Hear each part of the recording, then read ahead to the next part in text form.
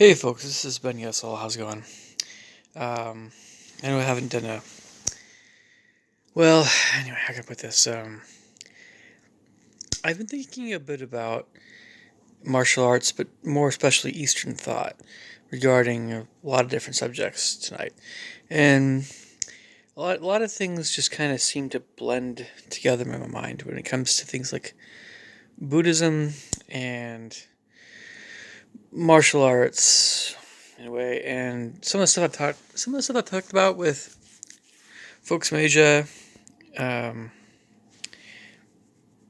more East Asia, lesser India, somewhat as well, sure, but and it's just a deeper awareness, I suppose you could say, of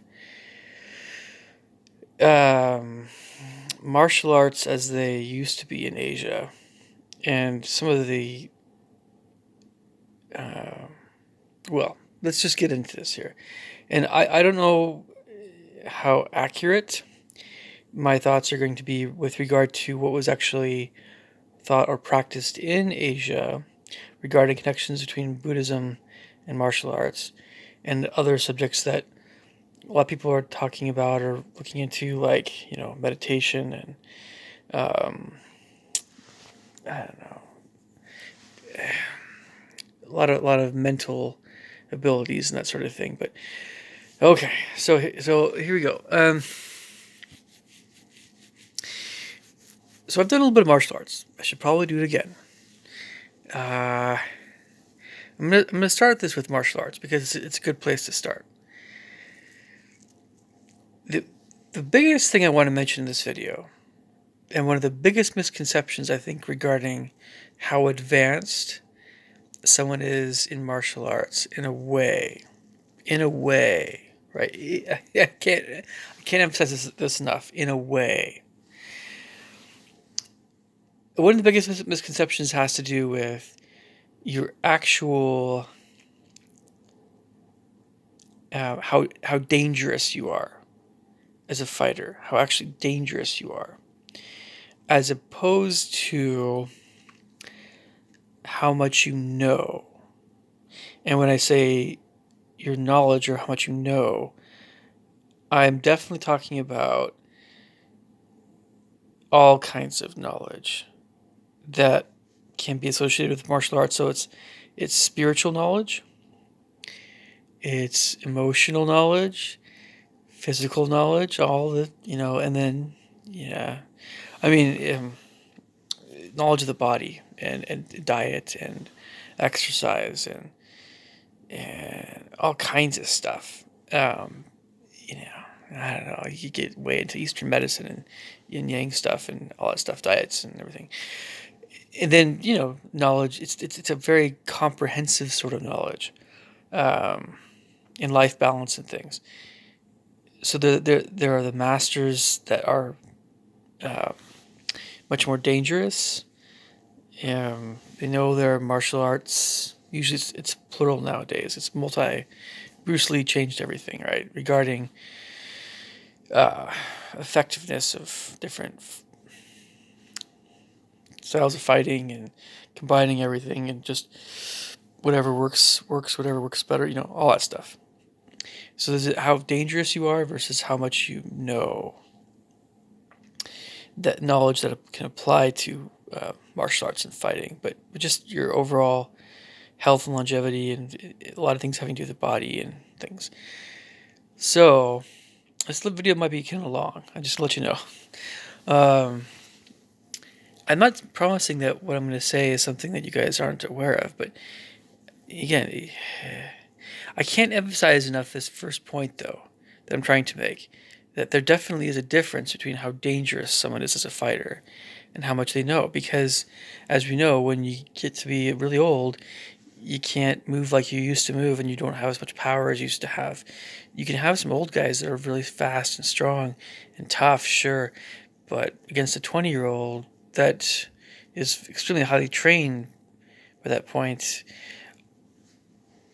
it's a young man. The young man is in the prime peak physical conditioning of his life.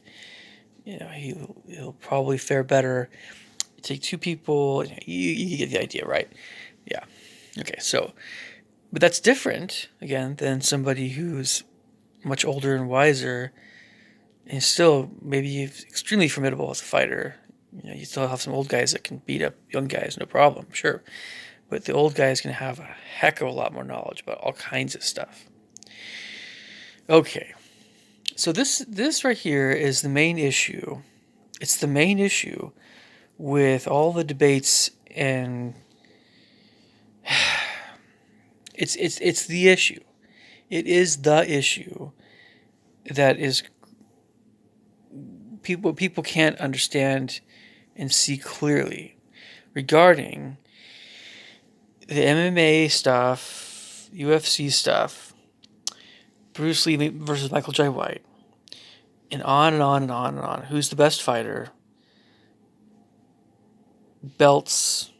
I've done this myself. I've asked purple belt versus brown belt versus black belt versus red belt versus a really good guy, a green or blue, and all different colors of belts and certainly all different styles of fighting.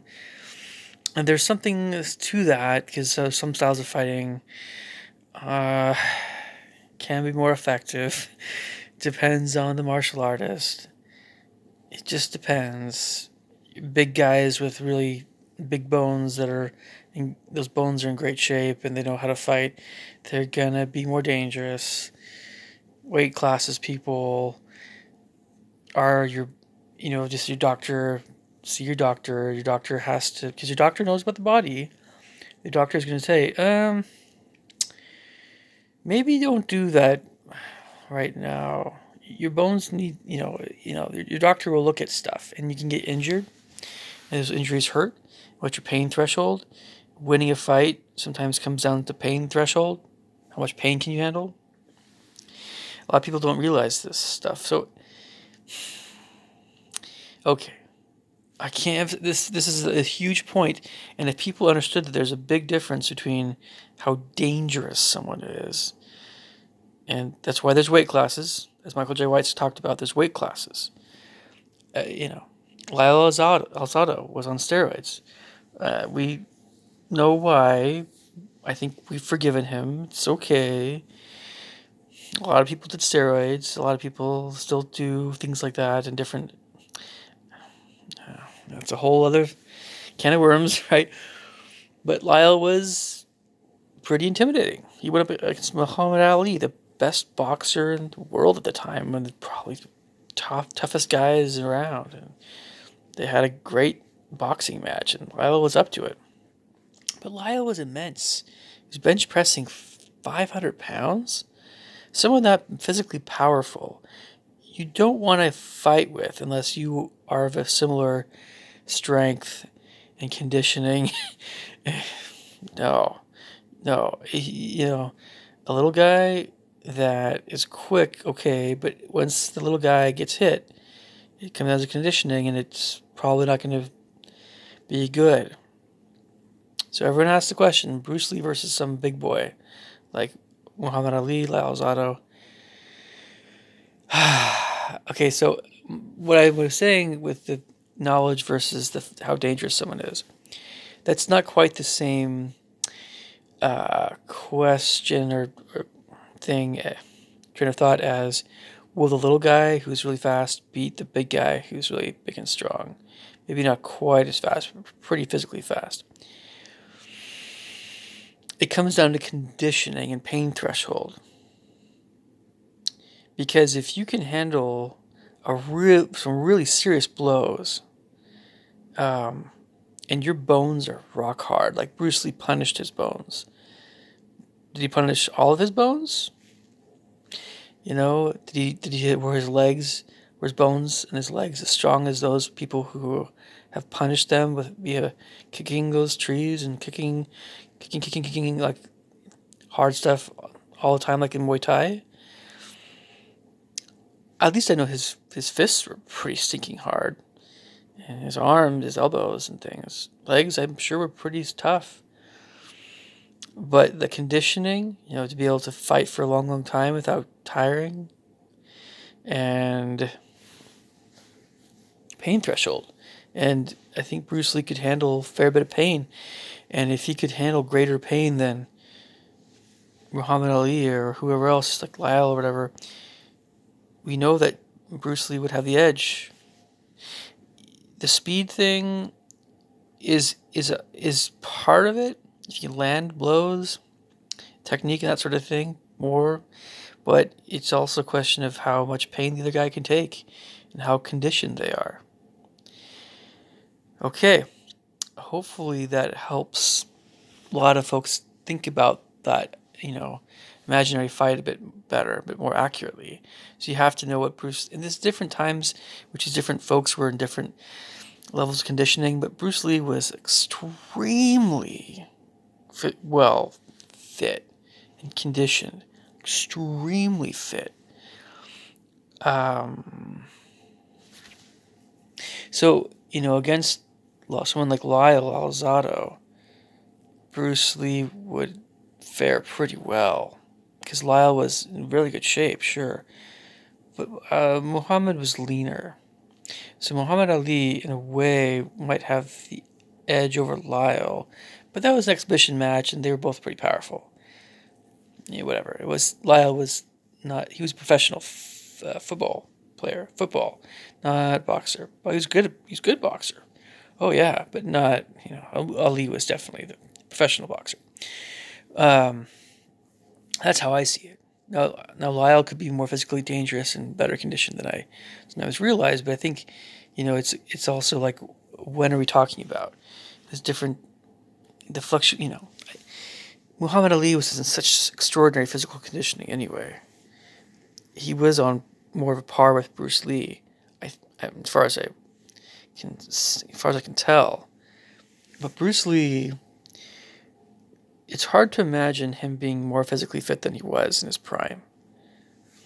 But he only weighed 130 pounds. So, yeah. I mean, but, if you punish your bones enough, okay, develop your strength, and yeah, you could fight with some big boys.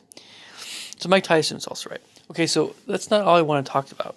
Okay, so knowledge of a comprehensive nature that gets into martial arts versus how dangerous someone is as a fighter. And we know that in the Dan grades, black belt, the lower Dan grades, generally you're younger, so you're working on becoming a more dangerous fighter. But you're also working on your knowledge. And once that sixth Dan kicks in on up to 10, the upper belts are more involved in knowledge. Which, is always going to be related back to martial arts, of course. But so let's talk about some of the spiritual stuff, all that stuff. Okay, so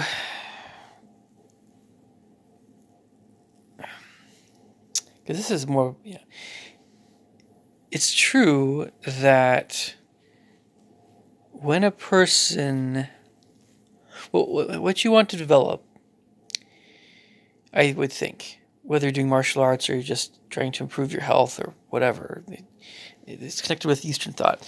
What you want to do, what every person ought to do, is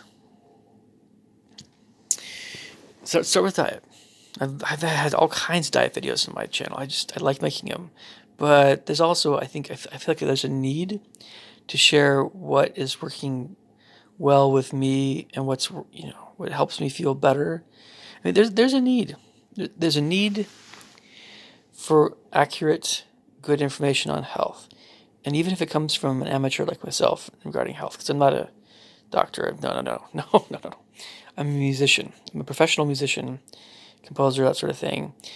But when I know something is true, or when I can sense internally what's happening in my body, and when I know something is working out good, I want to share that with other people, and all kinds of other stuff like that. But with regard to Eastern thought again, with diet, what is it that you keep hearing from Chinese folks? I'm gonna have to make a part 2 on this, folks. I'll make a part 2 here. But what is it you keep hearing from folks that are doctors, Chinese doctors, but more traditional and also modern. Not just Chinese, Vietnamese, Thai, Korean, Japanese, everybody, Laotian, Cambodian, Indian. What you keep hearing regarding the food and drink we should be consuming. Now they have their tea, right? Okay, I think herbal tea is fine. I'm not into the green and black teas, but tea obviously has some good elements to it, beneficial elements. I don't think it's wise to drink tea because of tannic acid, but I won't get into that right now. But when you hear about but tea compared to coffee and all these other, beer and wine, tea is the best. Tea is the best for you. It really is. But I don't drink it. I only drink herbal tea. I can talk about that more if you guys have any questions about that. I don't want to get into that too much. But let's get into some other stuff that's a bit more clear cut in terms of what's actually healthy for you, because I don't want to get into tea too much. So, water. We all certainly, it's a no-brainer. You need to be drinking water, not a ton, not too little. That's a basic. It's like ground zero. You need to be eating, uh, with regard to, the types of foods and all this other stuff. Um, there needs to be a balance. There needs to be a balance of um, different kinds of foods. And it's great that we can be able to choose what we want to eat a lot of the time, some of us more than others, because then we get, it keeps us from getting bored with this um, mortal thing we call eating, right? And our bodies need nourishment. Our bodies need things, but it's often the question of how much our body needs of certain things. So, what Indian thought, Indian Chinese, what I often hear, this is the general train of thought. Vegetables are good. They're very good. It's hard to overdo them, but you can probably overdo it. But uh, we're talking about broccoli and green beans and all this stuff, everything, cauliflower and mushrooms and all these different kinds of vegetables are mostly seen as, I think, more of a yin type of food. Could be wrong in China, but peppers have a yangish thing. The yang type foods, by the way, are more, I think, more meat. The hot. When I say hot, I mean the foods that tend to raise your temperature, body temperature, that sort of thing. That's like meat and poultry and stuff, and all that stuff, eggs. And the yin foods are plant foods, mostly like fruit and vegetables. So that's, according to my knowledge, that's kind of how it works. But there's also some other flavors that are considered kind of yang-esque, like the spicy stuff and peppers in China, as far as I know. But again, I might be standing in need of correction by some folks. Chinese, I fully admit that. But that's the best of my knowledge. You need some of both. But let's go through some of these food groups here a bit, regarding what Asian thought says about this stuff. And I know I'm going to have to make a part 2 with all of this stuff. So, but vegetables. You need to be eating vegetables. You know that they don't taste amazing. Yes. They have a whole bunch of stuff that you just need. The chlorophyll, the green stuff, Now, of course, the next thing is the fruit. Now, what you often hear from Asia is that fruit is great, but fruit is kind of considered more like a snack or like a dessert. It isn't a big deal. And yeah, but it's an important part of, a diet, a healthy diet. If someone were to do more of a half and half vegetable and fruit thing, and I love my fruit, I still think that could work out, but it's probably seen as too much sugar, too sweet by most Asian thought. They're probably right, but because I think fruit is, um, oh, how can I put this? If you also eat a fair amount of stuff like, it's like protein and vegetables and drink a lot of water, you could probably handle a fair bit of fruit as well. But it probably depends from person to person what But berries are often considered great to indulge in. But certain other fruits and fruit juice, not so much, right? You gotta watch that stuff. So, you know, nuts and seeds and beans and grains. Well, obviously rice, you know, and I think for a lot of Asian folks, rice is almost eaten often enough where it becomes one of their main carbs. And if you eat less rice or you eat less potatoes, you eat less grains, that's why you can handle more fruit, perhaps, for all the fruit fans out there. And especially if you get other minerals from other stuff too, like beans and nuts and vegetables and meats and stuff. But you tend to, if you think about again, Japanese food, rice is their main carb. There's a lot of nori seaweed stuff, which is great for you because there's tons of iodine and stuff. And radishes, daikon radish, and cucumber, and then Chinese cabbage. And I mentioned the mushrooms. Um, the Asians traditionally have eaten a lot of vegetables, and that might be changing a little bit, but that traditionally wise, there's a lot of vegetable consumption there, and rice. But yeah, I mean, they're both important. The Asians know they're both important in general. I don't always see a lot of nuts and seed consumption.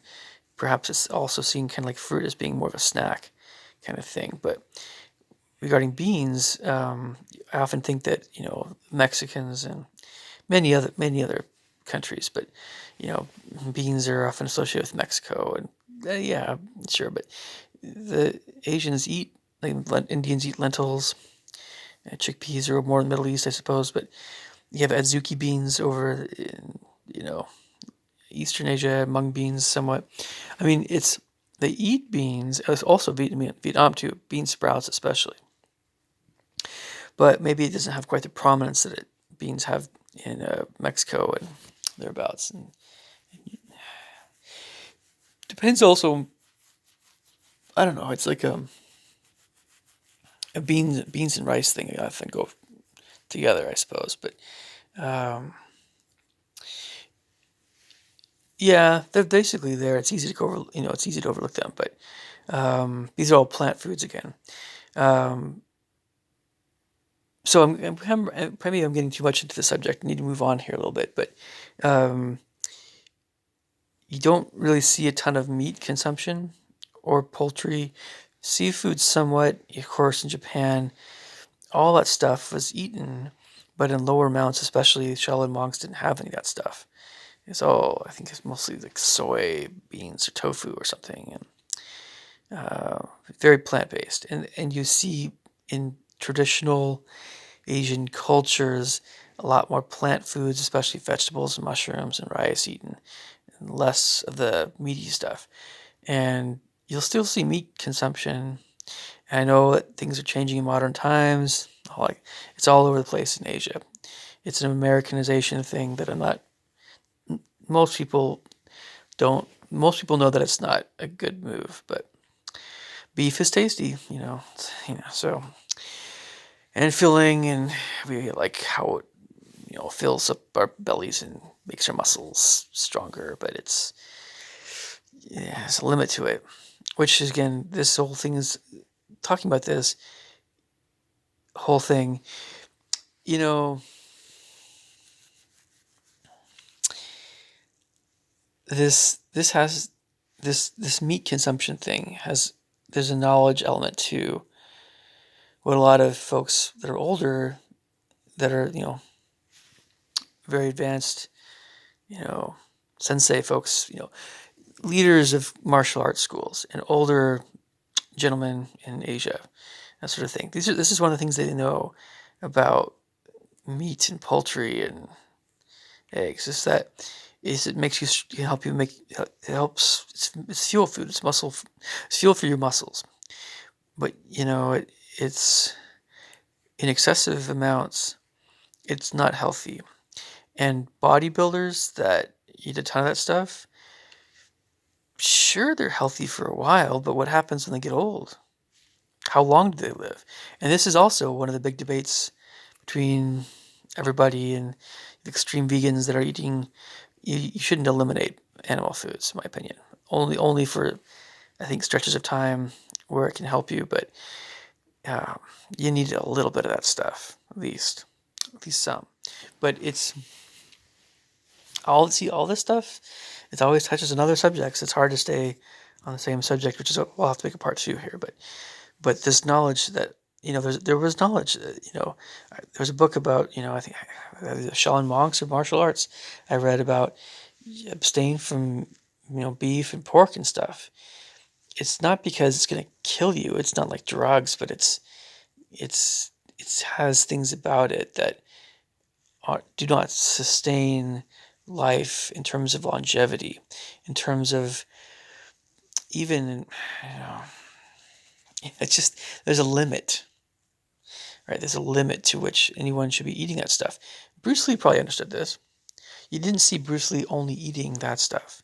Yeah, there's the raw egg with the raw meat or whatever stuff, and he did that. He ate that stuff so he could be stronger and faster, all that stuff. But he didn't. He always also definitely ate a lot of vegetables and rice and stuff. It's his common knowledge. So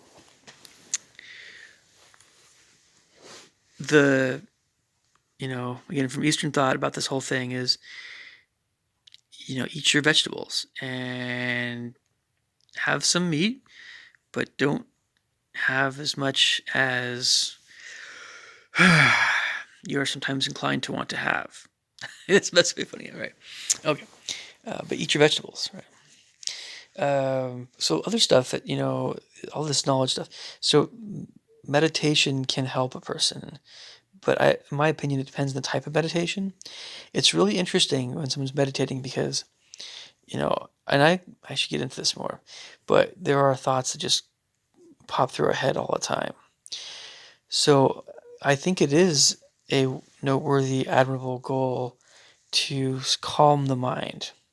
And the more you can calm the mind, the more you can really have more mastery over your thoughts. It just helps in so many other areas, and there's a very spiritual aspect to this, of course. I don't deny it, But who among us has complete mastery over their thoughts? Yeah, but that's. And there's so many other things that we can talk about that are spiritual in nature, have to do with right and wrong and our morals and our conscience and character and all that sort of thing. But if self mastery, there's so many different kinds of self mastery. But um, the older folks, again, they sent multiple degrees black belt in modern times. The whole black belt thing was not an ancient thing. This was just something that was a more of a modern thing. But the folks that are in charge of martial arts schools, where they teach not only fighting but also all these other things that are of real worth, right? The older folks understand this stuff. They know that it's great. You want to develop self mastery. Um, and this ties in with Buddhist thought. When you're attached to things, those attachments can kind of weigh you down, depending somewhat on what it is. And I don't entirely agree. I mean, I'm not a Buddhist myself, but it makes a lot of sense to me when someone is too attached to their house or to the car or to money or to, the crazy thing is there's a side to this that has to do with people. If you cannot let someone go emotionally when someone dies, that can be a negative thing. But it's very understandable. And my personal opinion, I tend to see things a little differently than Buddhists, but I also understand precisely what they're talking about with regard to worldly attachments. Because it is true that I think when, the idea of not being attached to anything as one of the goals or one of the ways that you can become enlightened or have bliss is, I don't agree with it, but I understand again a great deal of what they're talking about because where does happiness come from?